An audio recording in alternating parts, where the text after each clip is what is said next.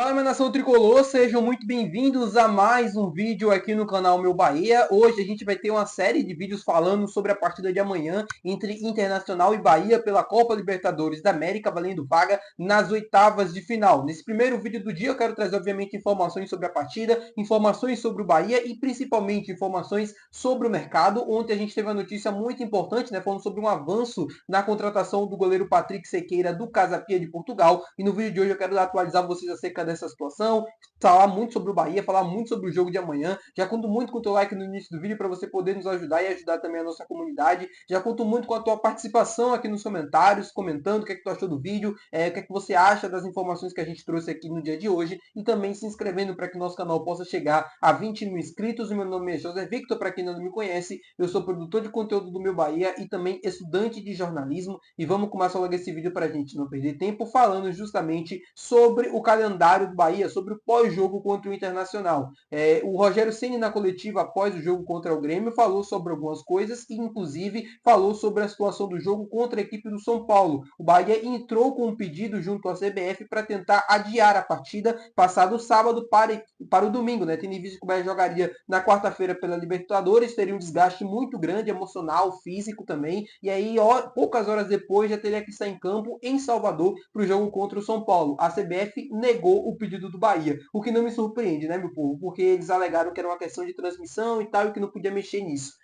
A gente fala tanto em um futebol brasileiro mais vistoso, mais bonito, com jogos melhores, e a gente fala muito sobre o produto, né, do futebol brasileiro ser assistido no mundo todo, ter um produto de qualidade. Principalmente o novo presidente da CBF, o Sami Chaldi. Mas como é que a gente vai ter um futebol de qualidade, assim, olhando para várias pessoas, né, para o mundo todo, como é que o Ancelotti, treinador europeu, chegando aqui agora, como é que a gente vai conseguir ter jogos de qualidade com um espaçamento desse de jogos? Com a falta de bom senso da Confederação Brasileira de Futebol em adiar essa partida. Eu sei que quem manda no futebol brasileiro é as transmissões, é quem paga pelas transmissões, mas pelo bom senso, pela qualidade do produto que está sendo exibido, o justo seria adiar essa partida. As pessoas que fazem o futebol no Brasil, né, as transmissões, as empresas, elas não estão preocupadas com o produto que elas estão transmitindo, elas estão preocupadas com o lucro. Porque se estivesse preocupada com a qualidade do evento que está sendo transmitido, pelo bom senso, esse jogo seria passado para o domingo. O Bahia vai chegar para esse jogo assim desgastadíssimo, tanto emocionalmente, independente do que acontecer em Porto Alegre, vai chegar muito desgastado no emocional, na parte física. O Bahia que já tem uma série de jogadores lesionados, tem uma série de jogadores que não tem condições de jogar. A gente vai para esse jogo muito desfalcado, provavelmente com um time muito reserva para a partida contra o São Paulo, e uma pena, porque seria um jogo que seria importantíssimo para o Bahia no Campeonato Brasileiro, para a equipe do São Paulo também, que vai chegar desgastada por conta da Libertadores. Poderíamos ter um jogo muito melhor, com duas duas equipes muito tradicionais do futebol brasileiro, mas a CBF escolhe, mais uma vez, em limitar esse tipo de coisa. É uma bagunça total. A mesma coisa na arbitragem. A gente falou muito sobre o Bruno Arleu, né?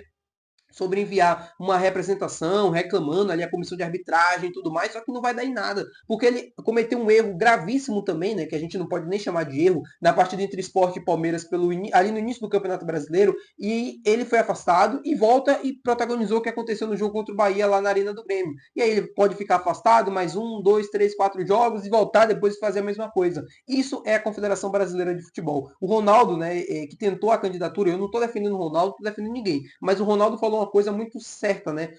Na entrevista que ele deu quando o Edinaldo Rodrigues foi afastado do cargo. Ele falou que independente de quem for entrar na CBF, de quem for comandar, é tudo farinha do mesmo saco e não vai mudar. A minha perspectiva de futuro, assim, o meu ânimo para uma mudança e tal é quase zero, é quase nula, porque a gente não vê melhoras significativas há muito tempo na Confederação Brasileira de Futebol, na organização, no modo de se fazer futebol. O Ancelotti na seleção brasileira, tudo, eu tô muito empolgado para ver como vai funcionar e tal. Eu acho que o futebol brasileiro vai ganhar um novo ânimo e também vai ganhar um novo olhar. E pode sim evoluir com a chegada dele, porque ele vai fazer as coisas acontecerem. Eu não tenho dúvidas nenhuma disso, porque é um grande treinador. Agora, quem administra a Confederação Brasileira de Futebol, a comissão de arbitragem, os presidentes de federação, tudo isso é que acaba, de uma certa forma, limitando o poder do futebol brasileiro. É quem acaba deixando o futebol brasileiro mais refém de chefões e de pessoas que, enfim, não estão nem aí para a qualidade do nosso produto. Falando agora sobre o jogo contra o Internacional, o Bahia que finaliza a preparação nessa terça-feira para encarar o jogo de amanhã. O Rogério também na coletiva falou sobre o Bahia ter mais ímpeto, né? Ter mais vontade de vencer os jogos, acreditar mais no resultado. E eu acho que isso vai ser muito necessário no jogo de amanhã.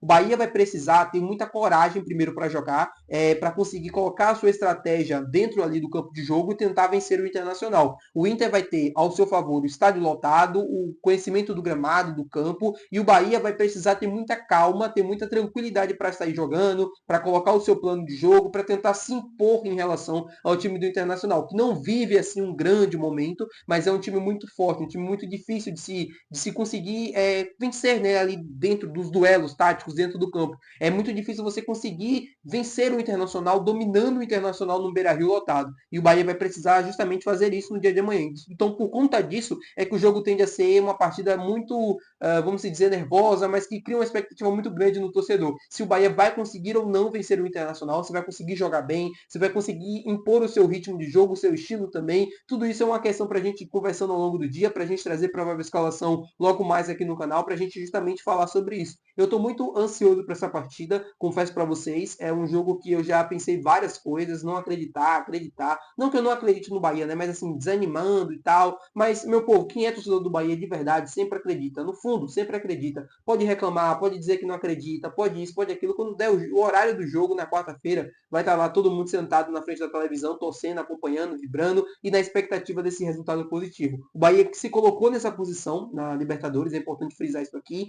se colocou, poderia ter resultados melhores, poderia, mas agora não é hora de falar mais sobre isso. Já aconteceu, é passado, já é uma página virada e o Bahia ainda tem uma última oportunidade, uma última chance, que é vencer o Inter em Porto Alegre para conseguir essa classificação. É ir com muita fé, com muita vontade, com muita raça e principalmente acreditando no resultado. Independente da sua fé, tá? Independente de qual seja, com muita fé, com muita raça, com muita vontade de conseguir um resultado positivo. Falando agora sobre negociações, sobre mercado de transferências, virando a página, eu quero falar sobre o Patrick Sequeira, porque ontem eu trouxe para vocês uma informação de que o Bahia teria avançado na negociação com o Patrick, né, que nos próximos dias o Bahia tentaria fechar esse negócio. O futebol europeu, né, por si, a temporada, por exemplo, portuguesa já está no final, já está no final, não, já acabou, perdão. A gente já tem todas as rodadas do Campeonato Português finalizadas. O Patrick Sequeira foi um dos destaques dessa competição, dessa temporada. É o goleiro que teve mais defesas por jogo na atual edição. Se eu não me engano, 3,4 defesas por jogo. Um cara que teve muito,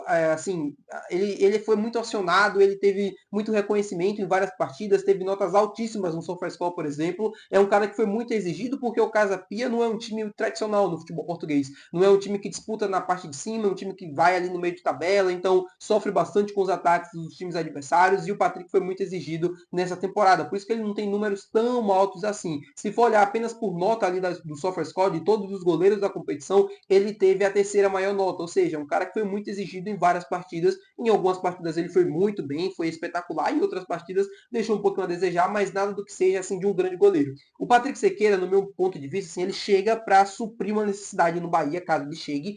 Mas assim, a busca por ele é muito evidenciada pela falta de segurança que a gente tem nos três goleiros que temos aqui no elenco. O Marcos Felipe, o Danilo Fernandes e também o goleiro Ronaldo. O Ronaldo chegou para tentar assumir essa titularidade, foi um pedido do Rogério, se lesionou, mas antes de se lesionar já não estava tão bem assim, não conseguiu passar tanta segurança. O Danilo Fernandes é o terceiro goleiro, teve algumas oportunidades no início do ano, mas também não causou uma impressão tão alta assim. A mesma coisa o Marcos Felipe, que teve altos e baixos nas temporadas passadas e nessa temporada também já vem mostrando um pouco de inconsistência. A chegada do Patrick Sequeira é justamente para tentar elevar o nível do Bahia, para tentar elevar o nível da posição e principalmente para sanar essa inconsistência que a gente tem nos três goleiros atual do elenco. Ele chega para ser o goleiro titular do Bahia nos próximos anos. A ideia do Bahia é tentar fechar esse negócio para justamente ter um goleiro aqui por muito tempo, um goleiro titular de confiança absoluto, como é na maioria das grandes equipes. Por isso vale o investimento? Vale. O Patrick Sequeira, na minha opinião, vale sim essa tentativa de tentar negociar com Casa Pia, tentar reduzir valor, tentar reduzir isso, tentar convencer daqui e tal, porque ele, por exemplo, o goleiro Patrick Sequeira vê com muito bons olhos essa procura do Bahia e essa vinda para o futebol brasileiro. O Casa Pia sabe muito bem das suas limitações econômicas, então tem um grande jogador dentro do seu elenco e vai tentar valorizar ele, vai tentar conseguir um bom valor de venda. O Bahia sabe muito bem disso, está disposto a pagar um valor mais alto, mas principalmente está disposto a contar com um grande goleiro dentro do seu elenco